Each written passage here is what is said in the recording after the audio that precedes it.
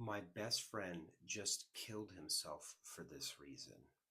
So, what's going on this planet right now is there's a lot of us that are just overwhelmed, we're stressed, we're worried, we're afraid of what's going on. But it's not out of just powerlessness, but a lot of us are actually, we're searching the internet, like what's going on over here, what's going on in this political arena, what's going on with the economy. And when you start to really study any of these things, it's very dark. It's very much a big black hole, and a lot of us can get pulled down into it. And I know that I have. As a doctor that's seen tens of thousands of patients, my work is to be up to date on all the cutting edge, whether it's natural health care, whether it's neurology, whether it's functional medicine, it's coaching, it's nutrition, it's emotional work, but also the context of what's going on in the world in general is also very important.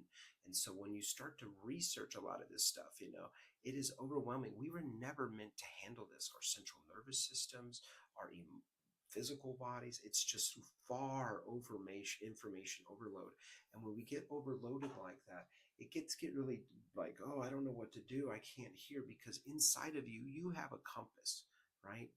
And the way that we're equipped is like, like birds, they have magneto cells in their guidance system in their skulls. Like, look it up, it's really fascinating. So they're like magneto skills cells. They can, I think that's what they're called. They're actually drawn to them, and they travel around the world by going towards the north, right? And so it's very much that same way in ourselves, although I don't think we have magnet cells in our body. I've never heard about that ever, but it's similar. There's a feeling, there's a direct felt of, oh, I should go left, or oh, I should go right. And when all the noise, like, oh my God, did you hear about what happened? Oh, did you hear about what happened?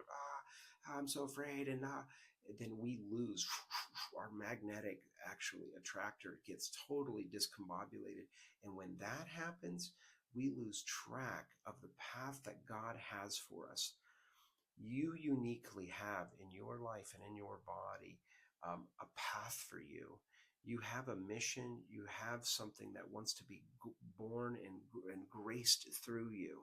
And it's the thing that you love doing. It's what you love talking about. It's what you love sharing.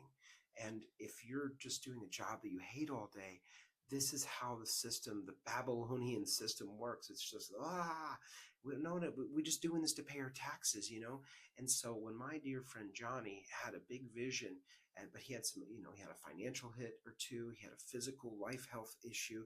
I'm saying this for you because this is probably very similar to you, because you're human.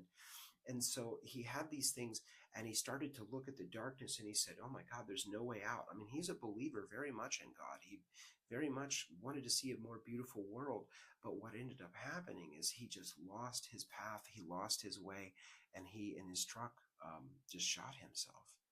He killed himself, guys. And I know, like, just hearing someone speak about this on a video like this, it's like, oh, well, but it's like, imagine your best friend killing themselves because they got so dark and so down, but they were bright, shiny lights, and they did so much to help people and inspire people. And you see them, those shiny people, take themselves out. You say, wow.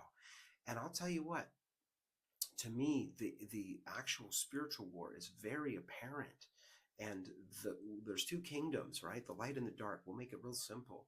The darkness got him, and he lost all hope, and he literally was a player in the video game that took himself out. That's wild. And so I don't want to see that happening to more people. I don't want to see that happening to a generation. And guess what? We're seeing a massive amount of people doing this. But not only that, the slow suicide of alcohol and addiction and pornography and vaping and just being entertained to death, and technology and tobacco, and on and on and on, ketamine, people looking for a spiritual way out, getting trapped, getting ensnared in all these different things. It's not what we hoped it was or thought it was. And so we must emancipate ourselves by being in a quiet space where organic intelligence lives and breathes. This is the power that God gave us in your 50 trillion cells to evolve, to feel, to hear, to know, to take action, but have alignment within yourself. And if we're just doing everything out of fear, I don't know, I can't hear my magnetic north, we have to clear the noise. We have to release the noise. We have to let that stuff go. That's what I'm about with the organic intelligence upgrade. That is the work I do, because after 50,000 visits, I can tell you the thing that's causing all the sicknesses on this planet is consciousness at the very core.